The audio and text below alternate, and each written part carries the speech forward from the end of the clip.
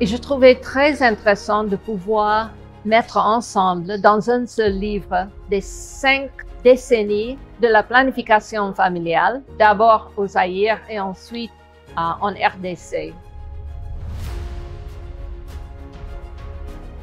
Au nom de l'Université de Kinshasa, au nom de la République démocratique du Congo, au nom de l'Université de Tulane, le plaisir et la lourde responsabilité de te baptiser 50 ans de vie de planning familial en République démocratique du Congo.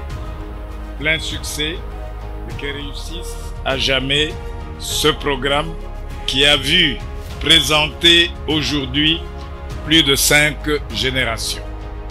Je vous remercie. Ce livre a été écrit en hommage aux hommes et aux femmes qui ont travaillé sans relâche pour promouvoir la planification familiale dans un pays où le travail de santé publique est souvent difficile et où ce sujet reste controversé. À ce groupe, j'espère avoir été fidèle en racontant l'histoire qui vous revient de droit. Merci beaucoup. Les livres que Mme Jane Bertrand écrit, c'est notre livre, car il nous immortalise tous dans les différents moments que nous avons tous traversés en travaillant dans la planification familiale. Moi, je suis des années 70. La loi du Zaïre était contre la planification familiale. Tout problème a une solution pour sauver une vie. La période de 1990 à 1999, c'est une période tumultueuse où les services de naissance désirables se sentaient presque noyés. Mais là, résister. Qu'est-ce qui va se passer en 2000? C'est la résurrection. C'est le début de tout.